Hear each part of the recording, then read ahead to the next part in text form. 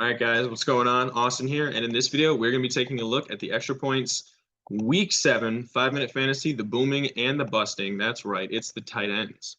So, if you had George Kittle and you kept him on your roster all throughout the early weeks, you didn't trade him away, you didn't drop him, this is going to be a great game to start him now. Atlanta. Why does that say George Kittle versus Atlanta? That doesn't make any sense. That should be George Kittle versus Kansas City.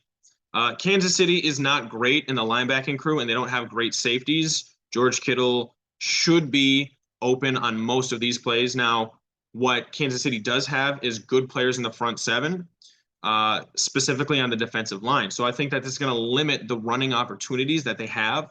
So I think that George Kittle is going to be on the field more to block, and he's going to be needing to catch more balls because the running game is going to be slightly less effective. Now, Gerald Everett versus Seattle. It's his old team. I don't really think that means much because he wasn't at Seattle very long, but Seattle, what they don't do well is cover the tight ends. Now, Gerald Everett, he's been looking like one of the more favored targets of Justin Herbert for some reason, all except last week. And I like this matchup because Seattle has a few really good cornerbacks. And because of that, that's going to produce more quality options for Gerald than it would for the wide receivers like a Keenan Allen and a Mike Williams and a Josh Palmer and all those guys. Now, Darren Waller versus Houston. Houston has a very, very good pass defense, specifically surrounding their cornerbacks and their defensive front seven. Darren Waller should be able to, take advantage of that because if, Davante Adams and a Hunter Renfrow have, poor performing games, same reason for Gerald Everett. That's going to produce more quality opportunities because the defense can't guard everybody with the same fervor. So Darren Waller is going to be the guy that's going to get those opportunities. And then, my Hail Mary on this tight end side is going to be Greg Dulcich, the UCLA product that went to Denver. Now, Denver doesn't have great tight ends. A lot of people were talking about that. Albert guy. Don't really know how to say his name, but Greg Dulcich, to me, I think is the best tight end on this roster, and he's going to be the healthiest tight end on this roster, more importantly. The Jets aren't great at covering the tight ends. They were horrendous last year. Now this year, they're just below average. They're bad. And Greg Dulcich, I think, the way that Russ has been struggling on the deep ball, he's going to be relying on the tight ends more. Last week was his first healthy week, if I'm not mistaken, and he had like 12 points. Look for him to step up into this offense.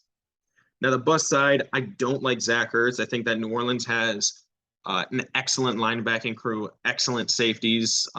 For some reason, their defense just hasn't been able to put it all together, but it's not a great look for him this week. TJ Hockenson at Dallas. T-Hawk is going to have to come in and block, but when he goes out, I believe that Micah Parsons is going to be there. If not him, then Leighton Vander Esch is going to be there, and the opportunities for him are just going to be so incredibly low.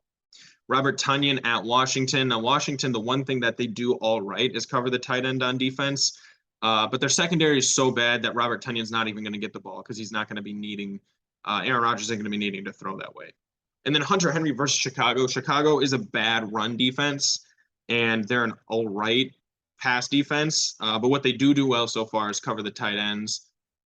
They've played, Robert Tonyan, they've played Irv Smith, they've played Logan Thomas, not elite top flight guys, but they've played guys that have been known to put up points, and they've just shut them down. So for that reason, I'd like to sit Hunter Henry because he's not going to be the number one game plan for the Patriots this week. All right, guys, let me know what you think in the comments down below. Be sure to like and subscribe. That way you can stay up to date on all of our future content.